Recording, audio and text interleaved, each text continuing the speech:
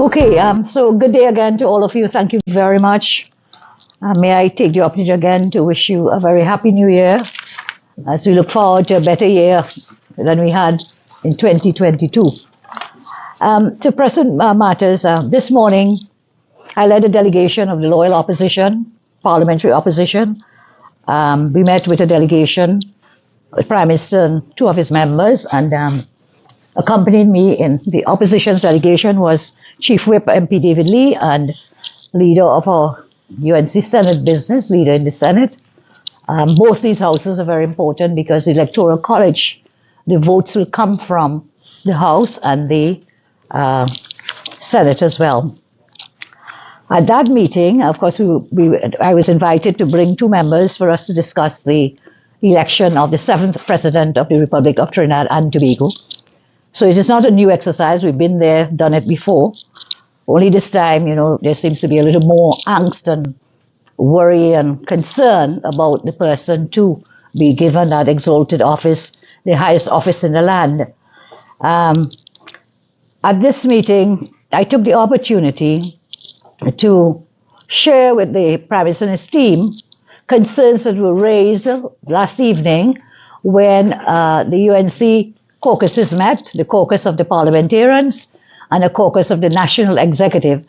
And I was of the view that we should have these caucuses and have some consultations and conversations before we came to decisions about the election of the 7th president.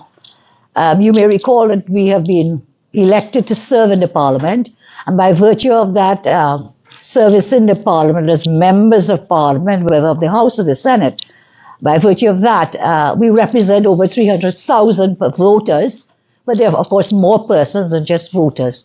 So when this exercise was being approached, we talked to our executive and we talked to our parliamentarians to conduct some conversations with their constituents and, of course, with activists, so that when we met, and we could come up, with an overarching view as to how we should proceed as we go forward in this very important election. And the concerns raised at that caucus, I took the opportunity today to share with the Prime Minister and his delegation some of the concerns that the caucus raised.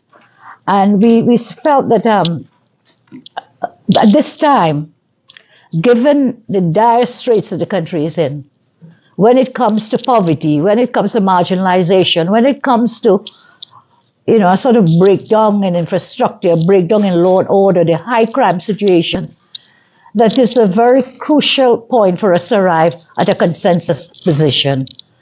I shared that with the Honorable Prime Minister and his team, and we implored the government to let us work together to get a consensus candidate. The Prime Minister did agree that we should try as far as possible to arrive at a consensus candidate, and one that could which I shared, we were of the view that this candidate should be someone who could truly represent the diversity of Trinidad and Tobago, and even more important, represent the rights and freedoms of our citizenry, and one who would be above the political fray. That is to say, one who should be a bipartisan candidate. So whilst all of that was approved by the Prime Minister, the Prime Minister sought to share with us and gave us the name, which I think by now is all over the news, the name of the President of the Senate, Christine Kangaloo, and attempted to convince us in that meeting that she was the best person for the job, that she has experience because she's acting at present as President, she has acted previously as President, and she has experience and is well qualified and so on. I have no doubt that the goodly lady is a good human being. I have absolutely no doubt. We have 1.3 million citizens in this country, and I'm sure the majority are all good people and good human beings. However, we are not talking about just being a good human being. We are talking and looking for a nominee and thereafter a president who will take on the roles and responsibilities of a president. And we have to recall the history of the Republican president. You remember before we had the king's representative or the queen's representative as the head of state. When we passed the Republican Constitution in 1976, That constitution gave very strong positions, roles and responsibilities of a president. So whilst some say the president is toothless and can't do anything, that is ready to turn a blind eye to the kinds of powers that the president may have under the Constitution. Because the president will appoint, first of all, 9 independent senators. 9 independent senators. More senators than the opposition under the Constitution can appoint. The president appoints a lot of bodies, commissions and so on, that are or should be independent. So service commissions, integrity commission, etc., etc., etc. So these are not light duties, because these things govern and guide us in so many ways within our constitutional framework and in the workings of our kind of democracy, Westminster constitutional democracy. So, all well and good. Whilst the Prime Minister, I said to the Prime Minister, we hear you. You're proposing the name of Madam Christine Kangaloo, but we have concerns, and my caucus is very concerned, and I shared that repeatedly, about putting a sit-in politician to hold this exalted office for several reasons, some of which I say these reasons have to do with the roles and responsibilities of the president under the Constitution. But it also has to do with the kind of fracture. We are kind of broken. We're in a crisis situation where we need healing and we need to bring this broken nation together. So we need to put a candidate, we need to put a nominee, we need to put a president who will help us to heal. Everything is broken and fractured in this country. Everything is broken and fractured in this country. And whilst it is some in the media and some outside the media, and others will say, we must get together and must work together, and in every breath that they condemn me, they condemn the Prime Minister, they condemn the politicians. And there seems to be a failure to understand that the opposition, all we can do is talk. In our democracy is what we say, let the opposition have its say. The government will have its way. So it is not that you call on me to help you solve the crime. I cannot tell you how many times we have put forward crime plans dating back previous to 2020, in the parliament, outside the parliament. Yet say, no, it's the opposition to do it. And now people are crying. I'm getting a lot of commentaries, and others are sending, hearing the name of the nominee. People say the opposition must do something. We must do something. But remember, under the law as it is, and until it changes, we have to operate within the law. And within that constitutional framework, the government will have its way. All the opposition can do is to have its say, which is what I want to do today. And then I'll share with you what else we can do. But in the meantime, let us remember that my caucus, yesterday, the 2 caucuses, NATEX and parliamentary, were totally against having a sit-in politician as a nominee for president and or to become the president. Today I shared that with the Honorable Prime Minister, right? He was very gracious and so on, and cordial, whatever, but was very adamant that his candidate was Christine Kangaloo. I asked him, can we please get some time so we can research this a little more and I can share with my caucus and get their views further on it for consideration. So therefore, we can keep this meeting and the name confidential, and then give us till the end of the day. Let me do some further conversations with our caucuses, and let's come back to you. The Prime Minister said, okay, that's okay, you go ahead. But we will tell the country. And that is why I know compunction when I met some of you earlier today to tell you whom the candidate of the PNM was being proposed. Because the Prime Minister said, no, we will tell the country. At that point, I didn't know that the Prime Minister had already scheduled a press conference to happen immediately after our meeting. So I think Prime Minister may have shared it, Honourable Prime Minister, the name. We objected then and there, but I said, no, let me get some time to consult. Go ahead, I said, give me till the end of the day. He said, oh, you take until Monday. It's okay, whatever. But yet, we went forward to share the name and to say he will share the name. So I have no protocol breaches here by having shared that name. And thereafter, since that meeting, I have done a round-robin consultation conversation with our parliamentarians. They're the ones who will vote to represent the people who put them in the parliament for them to be able to vote in matters like these. And they have all unanimously rejected the nominee being proposed by the Honourable Prime Minister and his government.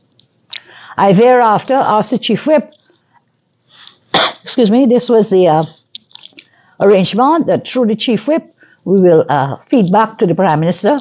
We have done that. We have done that feedback by way of WhatsApp from the Chief Whip to Leader of Government Business, MP Robinson Regis, indicating that we, the opposition, unanimously reject Ms. Kangaloo as the nominee for President of the Republic of Trinidad and Tobago. Now, this choice, in my view, further exemplifies the fact that the Rowley government doesn't have respect for having critical and independent persons, non-partisan, or as far as possible, non-partisan persons sitting in such an office. The Prime Minister has attempted to convince us this morning, and he may have done it again in his press conference, that she is, what is the word, apolitical or apolitical, not political. Oh, please. This lady has been in active politics from way back when. Anybody, some of you might be too young. She contested the seat for the PNM in Pointe-à-Pierre years ago, when Mark was the UNC candidate. She became a cabinet minister thereafter. She was an opposition PNM senator. Yes? Yeah. Her family is in bed with the PNM. The whole clan. The whole clan from Mr. Garcia down to the, whoever I don't want to call their names, of the family. They are in the bosom and from the body and the bowels of the PNM. And you want to say apolitical? I want you to look at this video. We can get it up, please.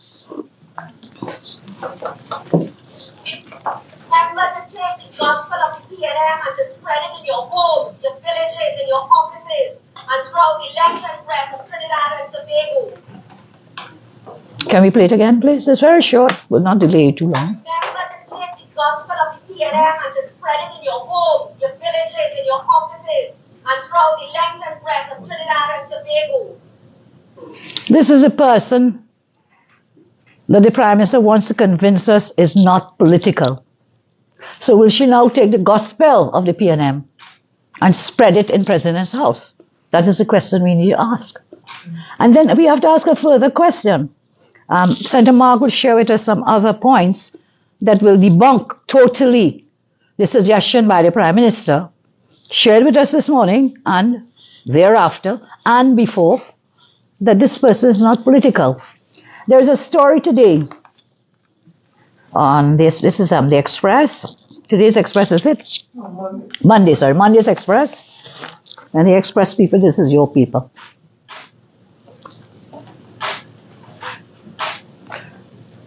And in this story, the Prime Minister is saying, me, President. Okay, so he didn't bring his own name today. But he said the PNM will not think about putting an active politician.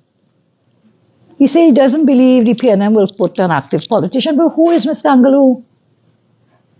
If she's not an active politician, then I am not Kamala Prasad Bisesa. Then I'm not. And up to date, she's a PNM appointee in the Senate. She didn't get there through an independent president, which we didn't have before anyway, but she's there because she's appointed a senator by whom? By the UNC? By any other party? So it is rubbish and outrageous.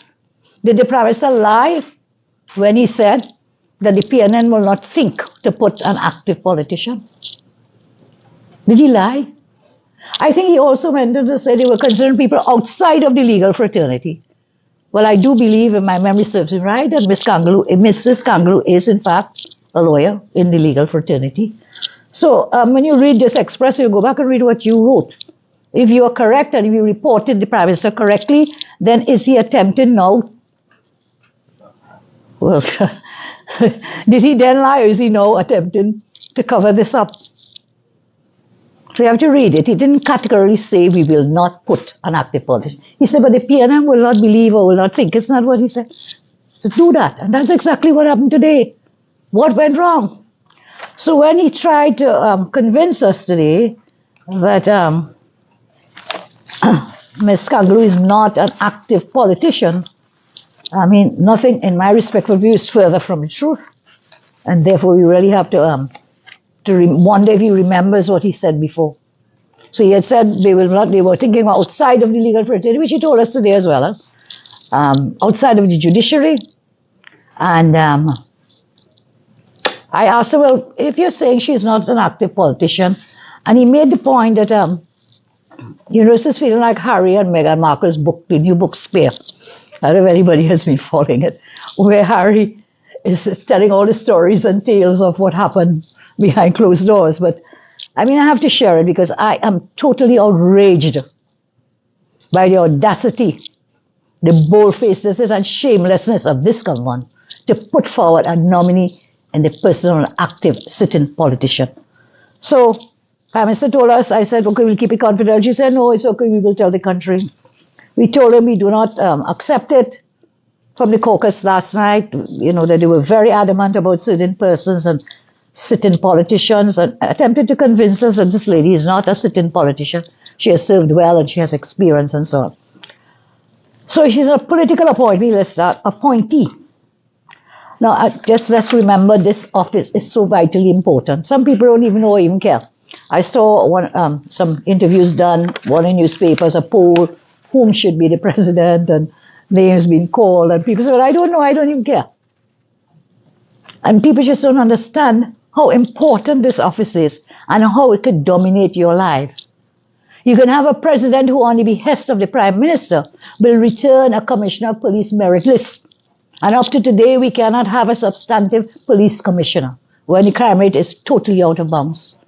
You can have a president who will appoint 9 so-called independent senators. But then who are their friends and family? Who are their acquaintances? As I say, this lady is from the bowels and the bosom of the PNM. 9 independent senators, integrity commission, service commission, which affects the jobs of so many people in this country. I think the largest employer in our country is the state. And therefore, the service commissions are so vitally important. Not just the police, the public service, all the other statutory authorities commission, all these others. So how will they appoint these commissioners of independent institutions? Well, remember, they also appoint commissioners of the EBC. EBC, such a vital institution that should be independent, and we have serious questions about their independence. You're now putting an appointee who is an active politician from the bowels and the bosom of the PNM. The Prime Minister's one point today about Ms. Kangaroo was that she had experience to be president.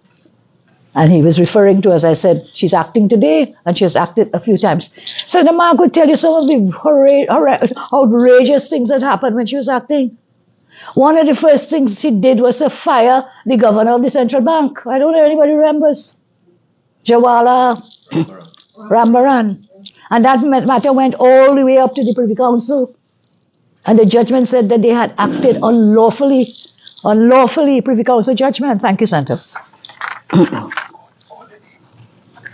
Determination by the President of the claimant's appointment as Governor of the Central Bank of Trinidad and Tobago in the purported exercise of power under Section 12E and 12G, is it? Yes, of the Central Bank Act has contravened the claimant's right to protection of the law as guaranteed him by Section 4H of the Constitution. This is part of the judgment of the Council ruling that this president, acting president, acted in contravention of the Constitution.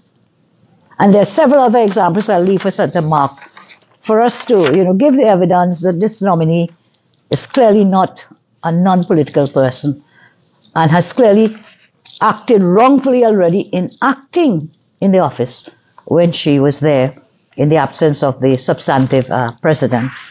So, in some senses, to put such a nominee is to subvert the spirit of our democratic constitution. is to violate that constitution because, again, when the office was set up under the Republican Constitution, it had to do with putting further scrutiny and checks and balances on the executive and the opposition. It was a further check and balance. So you don't have a runaway dictatorship where the executive and the president's office are arm in arm, bosom friends, as it were. And so those institutions, they are the guardians of our democracy, of our constitution. And so this I see as another blatant attempt to undermine our democracy, and it is totally unacceptable to us. The issue of the presidency isn't just a choice that must be judged on experience, merit, stability, or public service, which were some of the things that was pointed out yesterday that this lady may possess. Public service, and because you serve as a parliamentarian, you shouldn't be deprived of holding this other office. But let's remember the office of the president is also a member of the parliament. That's why the president has assent to or proclaim in her name all bills that are passed in the parliament and so on. Because the president is the highest office with respect to the legislature as well. So Prime Minister says, well, you know, because you're serving sitting in the parliament, should not debar you and prevent you. And look at Mr. Robinson. What do you want to tell me about Mr. Robinson? I was there. I was part of that. And everybody knew that Mr. Robinson was not a member of the UNC. Everybody knew Mr. Robinson didn't see eye to eye with Pandy. You know that. You go back as long as I do. We are both as young as each other. Go back. They didn't see eye to eye, and Robinson was never afraid to say so. He was a fiercely independent person. Many times they came to lock jams and lock heads and so on in the history of the parliament and in the history of the presidency and so on. So it's fish and fowl to say, well, Christine could be like a Robinson. Please. There's no one like Robinson, like Ben Robinson himself. He was a great man of our nation. He had his own ways of doing things, but he was a fiercely independent person and a very brilliant one at that. So do not compare Ms. Kangaloo coming from the bowels of the PNM to become a president when the PNM is in office. That makes it even worse, because then you will have the collusion and the embraces and the hand-in-hand acting in tandem with one another. So it's not just about public service. What it is about is upholding, and more importantly, not bringing our highest office in the land into disrepute. To the outgoing president, I say go in peace. There's nothing more that can be said. That was one. When we met with the Prime Minister, this said Prime Minister, in the last term, they brought forward the name for the president. And we did not blink. We embraced it. We signed the nomination form. So we are not opposing just for opposing's sake. The lady was a member of the judiciary. As a lawyer myself, I had worked in the courts and seen her practice, and there was no cause to believe other than that would have happened. And look what happened. Look at the fiasco that happened. When here now we know that this Kangaloo lady is, as I say, from the bosom and bowels of the PNM. What is going to happen to our country? So I say, any questions that you may have, I just want to reiterate, we are the government in waiting. We must have our say. And it is not just this one, it really, really angers me. It seriously angers me. It is appalling, it is atrocious to put a sitting politician in this high exalted office. And as I say, we will have our say. They will have their way on the 20th. They will have their way. They have the majority. But we must not go down without our voices being heard. And therefore, all right-thinking citizens of this country, I call upon you to let the government know this is not acceptable. It is totally unacceptable. I intend to ask the Prime Minister to reconsider the nominee, and I will share with him some other persons we are talking to. I will not share those names with you today, but we'll do so tomorrow, to put forward a nominee of our own, because we cannot go to that parliament and allow that nomination to just go free, as happened with Her Excellency Paula May Weeks. Well, we'll not let that happen this time. So, Wade, if you want to just share your further points. Yeah. Data protection, and if you have the points. Senator Mark will share with you. some other transgressions that will fall in the garden of this nominee to demonstrate further that this nominee is not apolitical and will not, in all respect of you, be able to conduct herself at arm's length from the ruling party. Thank you, and I'll take your questions after. It's okay.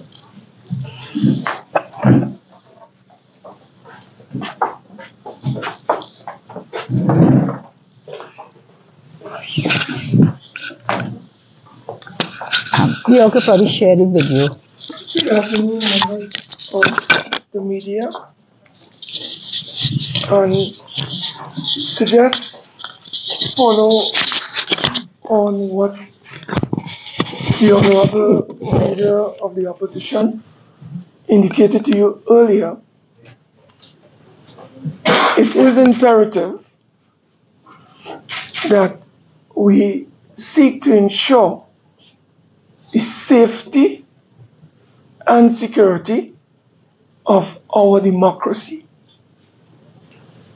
And the aura of the presidency, the aura of that office of presidency is extremely critical and important to the sustenance of our democracy. If we put a puppet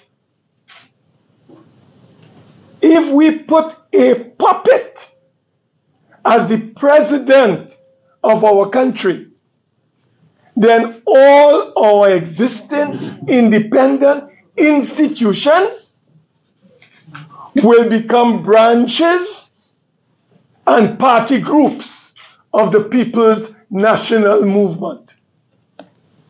The Honorable Leader has pointed out to you, free and fair elections would occur under our Constitution and our country via the Elections and Boundaries Commission.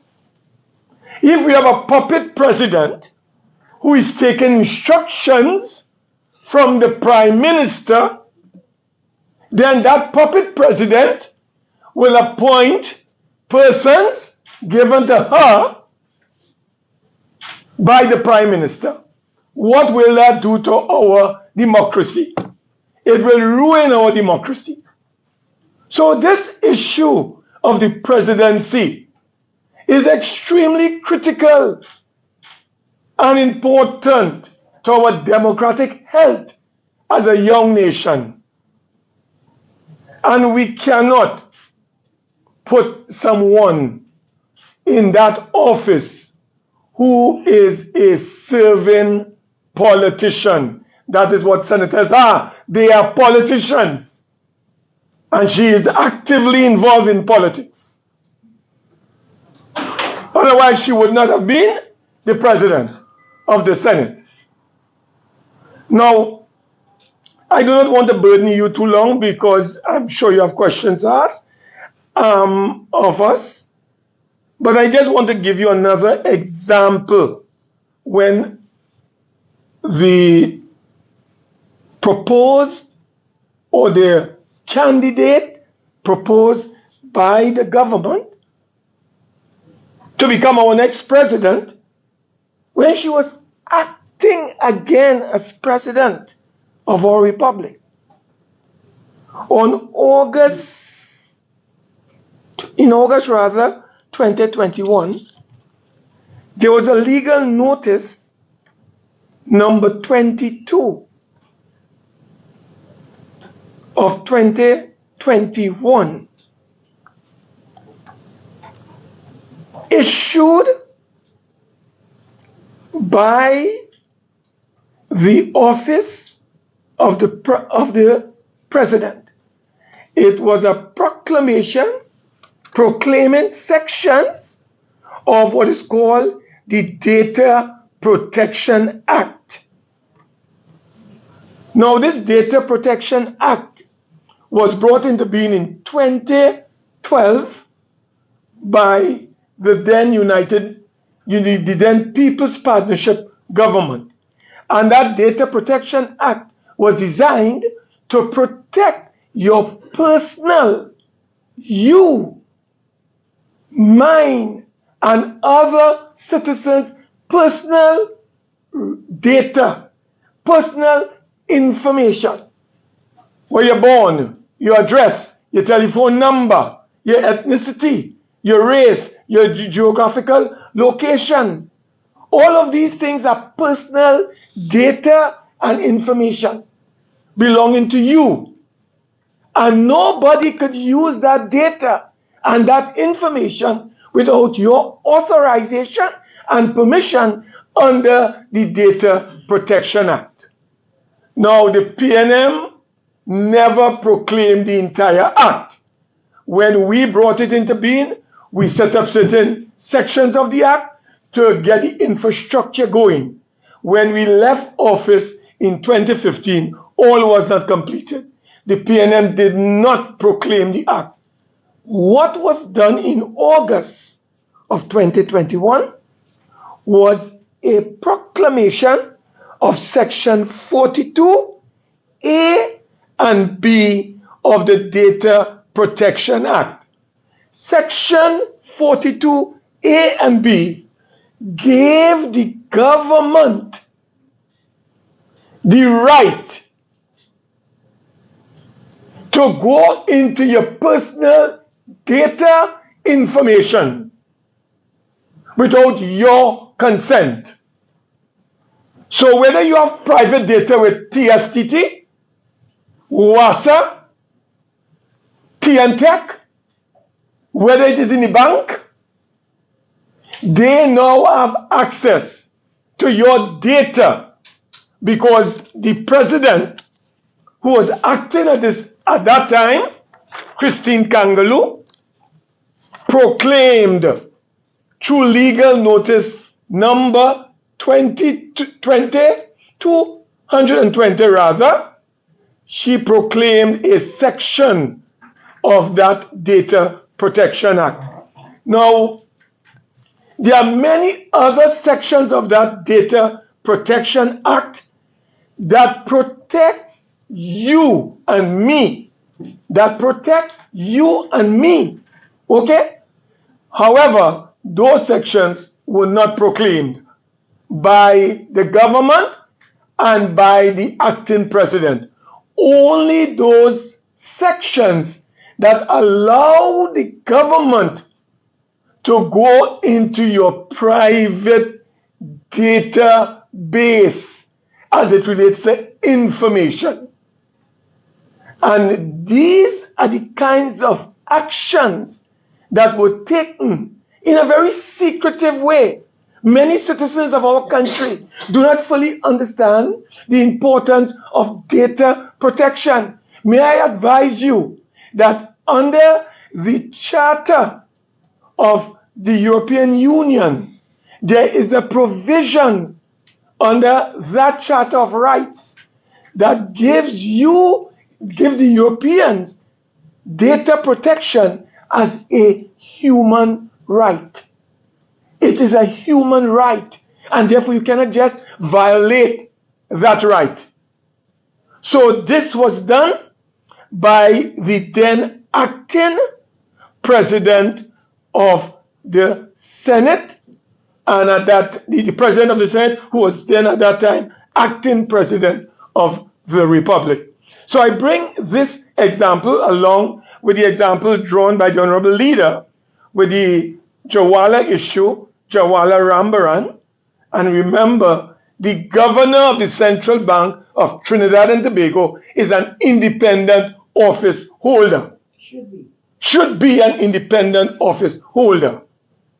And you had a situation where the president of our country, acting at that time, signed a declaration terminating the services of Jawala Rambaran. And the court ruled that it was unlawful and that you breach the gentleman's right to the protection of the law. So I just add this flavor to what the Honorable Leader has said, and certainly the delegation at the head table will be willing to answer any questions that you would like to put forward for clarification on this very important matter of the presidency of Trinidad and Tobago and the election of a politician, a sitting politician who is a PNM card carrying member. The president of the Senate is a PNM, is a bosom. She came from the bosom of the PNM. I fought against her in 2007 in the Pointe-à-Pierre constituency. And her language and her tongue, acid, bitter, not easy when she's on that platform because she's a PNM to the bone. Gospel of the PNM. The gospel, she preaches and spreads the gospel of the PNM. So what do you expect her to do when you put her in Balize house? Because they want to convert the presidency into a new Balize house. That is what the PNM is trying to do. So the president will now be in a house known as President's House, but really is Balize House. Number 2. Number 1 is right on Victoria Avenue, and number 2 will be there, Queen's Park. We can't allow that. And the citizens of this country must stand up. They must rise up. They must defend their constitution, because Rowley and his gang are eating away slowly and surely all our democratic rights and freedoms, and subverting in the meantime and at the same time all our independent institutions under the Constitution. So members of the media, the floor is now open to any questions you'd like to pose to the Honorable Leader of the Opposition at this time. Take a question, Emma? No, I'll take it there if you have one. Yeah. Yeah? Okay.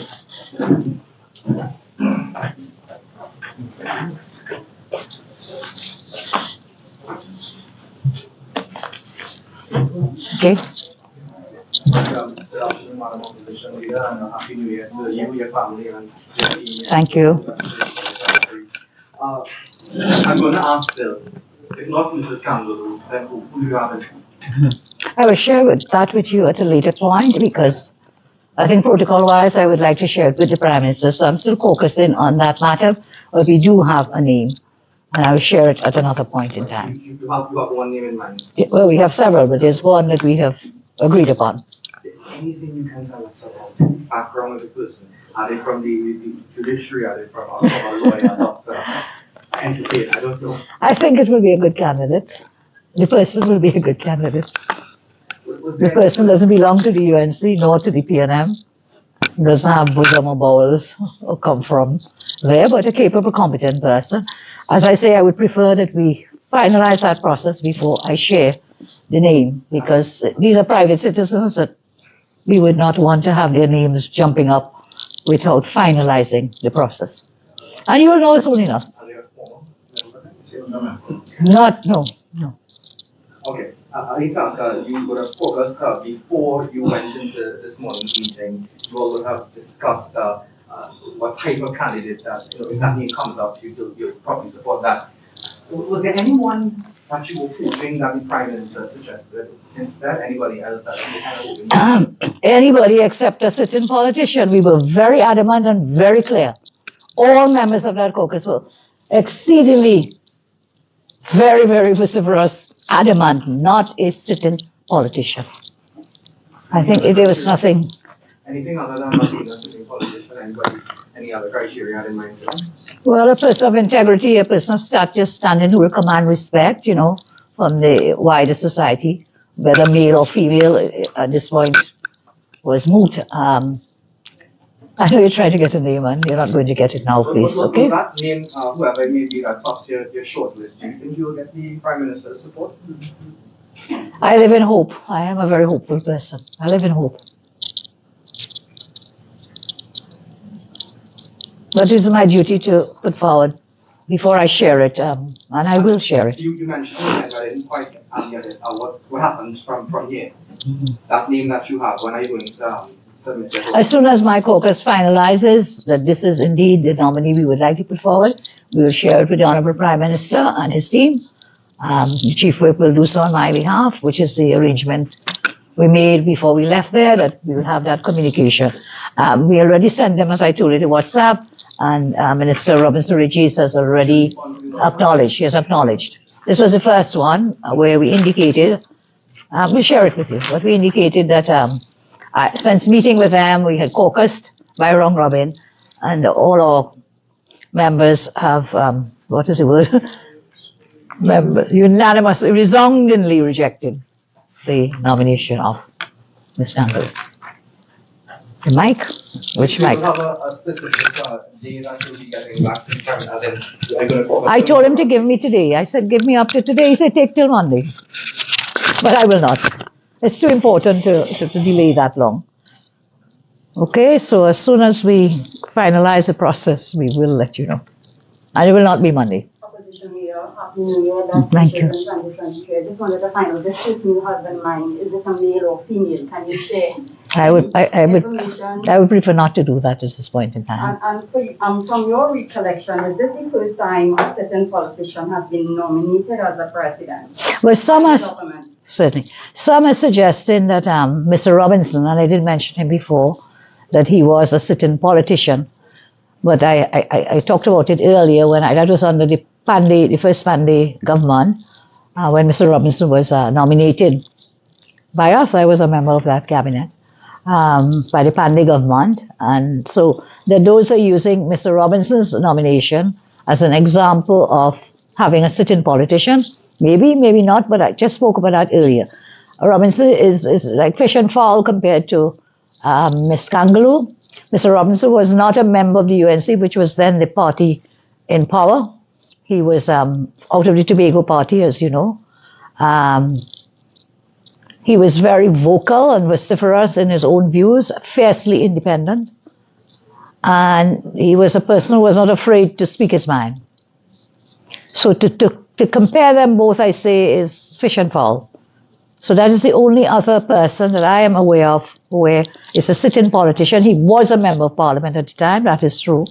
But there's a big difference now. We are talking about this person who has been a member of the PNM from way back. Her father was the mayor of San Fernando, was an alderman, a council from way back when. She's married into a family who sits on many of the state boards. Her spouse gets all these state briefs. I mean, they're so into this PNM government going way back when. And I played that video for you deliberately. And I hope my team will share it. If you didn't get it off the screen, we can share it. But when it was said and where? yeah, I think that's when she was campaigning against Weedmark. We share with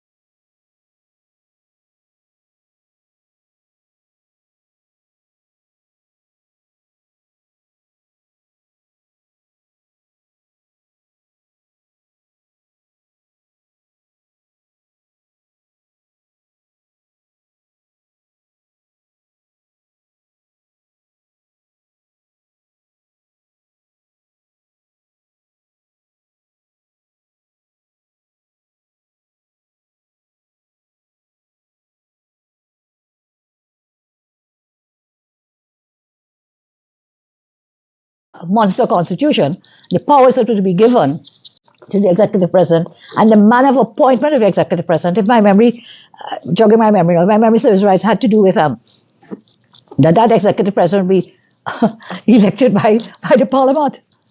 So where are you going? It was not an executive president of being elected by the people of the country. So there are a lot of very bad things in that draft of an executive president. The issue has arisen again. The Prime Minister did raise it himself and shared his own thoughts about executive president. I said, Prime Minister, all that is fair and good, but we have to now operate on what the law is. The law is what it is today. Okay, Joel, if you're hearing me, we have to go on the law as it is today. Thank you very much.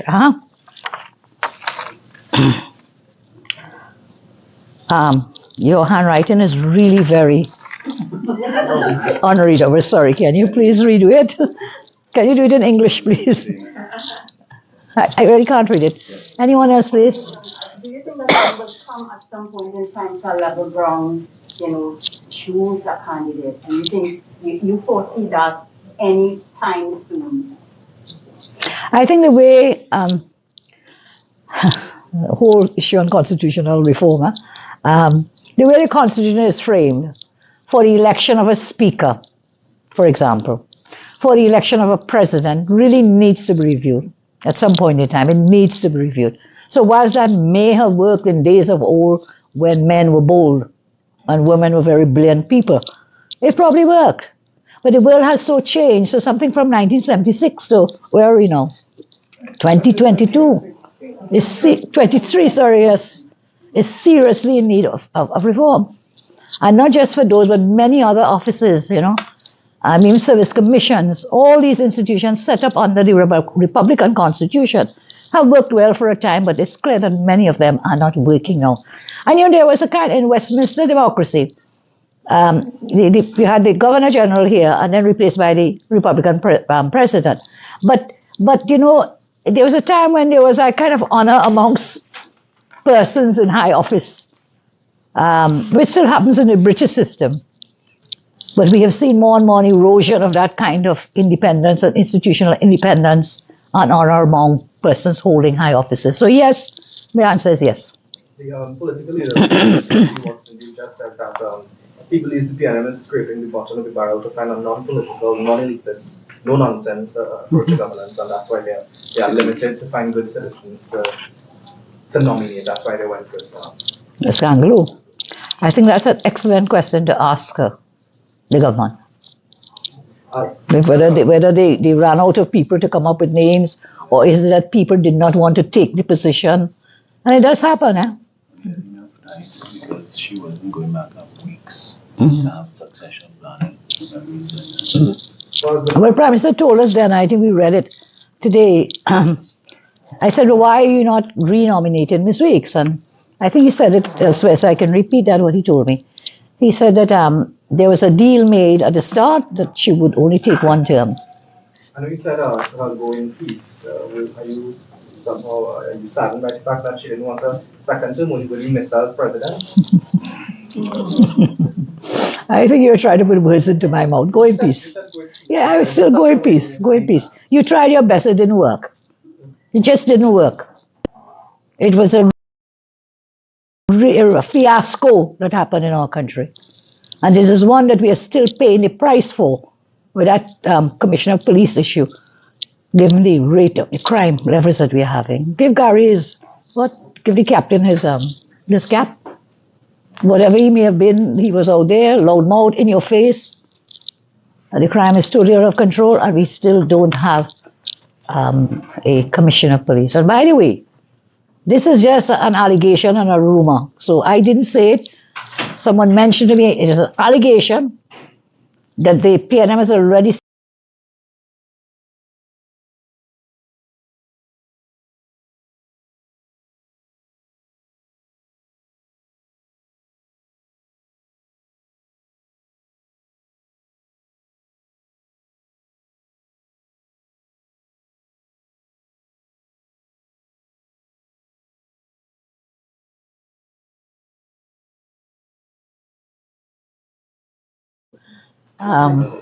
Good day, opposition leader, and happy New Year to you. Paula Linda from the Newsday. I wanted to find out if Ms. Kangaroo is elected as president, as you have said that if they have the majority, she will be, will you then be bringing a no confidence motion or any other motion against her as it has been done with the current president? Well, I did not bring a motion of no confidence. Maybe that's what I should have done. I did something else which has never been done under a different section of the Constitution. That too was subverted, where unilateral rules were made for that debate. It was really for a tribunal to be established to look into the conduct and behavior of the president. So will I be planning it down the road? I think that's jumping the gun, quite frankly. Okay? And also earlier, the Prime Minister would have said he does not consider Ms. Kangaloo a sitting politician. Because she has not been in the cabinet for a number of years and she had to be coaxed out of retirement to take over the presidency of the Senate. She had to be coaxed out of where? He said retirement. Yes, sure. She had to be coaxed out of retirement to become Senate president. Yes. But she's a PNM appointee. Senators are appointed by the president, 9. 6 are appointed on the advice of the leader of the opposition. And was it 15 on the, 16 by the Prime Minister's say so. Ms. Kangaloo was appointed under the signature of the Prime Minister. If you're looking for political money, where next to look? I, Keith Rory, hereby say this lady should be a senator. Look, the document is in the Parliament. The notification. The Prime Minister sends it to the President sends that notice. So, ma'am, I've spent almost quite a few minutes trying to demonstrate, in my respectful view, that Ms. Kangaloo is not apolitical. She is a sitting politician. She has been in the bowels and in the bosom of the PNM from 2000, when was it? From way back when. Over 20 years. Yeah? And is still a sitting appointee of the PNM. So that is an active politician, in my respectful view. Being an active politician doesn't mean you have to be in cabinet. I am not in the cabinet. David Lee is not. Wade Mark is not. Will you say they are not active politicians? They are not politicians. So you don't have to be in a cabinet to be active politically. You're a member of the party. We have video footage going from way back when. And of course, appointed under the hand of the Prime Minister through the office of the President. You said the name was Miss Lindo? Okay. Is that okay? Yeah. Anyone else, please? Okay then. I don't have COVID, but I do have a little throat issue. So I thank you all for your time. Wade Mark passed me, or David Lee did it in Chinese. They have given it to me in English now. That the PM knew that the President was not going back for a second term. So remember, he said that that was a deal that was made from when? 5 years ago. So therefore, there has been your question, there has been enough time to find a better candidate than Kangaloo. There would have been, you knew that. You told the country that. You knew that the deal struck was, I'm only taking 1 term. So there was sufficient time. And then today they want to tell me, when I asked, well, let's consult and let's consult my people. Well, you have to put this thing in by Monday or Tuesday, and we had a little toss-up about the day in which the nomination should go. I said, well, I didn't ask to come here on Friday. Why do we meet Monday, Tuesday, Wednesday? If we knew all along that this thing had to happen. So don't press me now because you called me up Port Spain on a Friday morning. I had many more important things to do, but I thought this was an important matter to attend. So on that point, they knew it had sufficient time. You knew all along. Your question, therefore, is that if they didn't have enough time to find somebody, well, as I said, you could ask. Yeah, it was more along the lines of they didn't have any more options available to them, any viable options. Yeah. Any other person. Prime Minister did say they thought of judiciary, they thought of university, they thought of legal fraternity.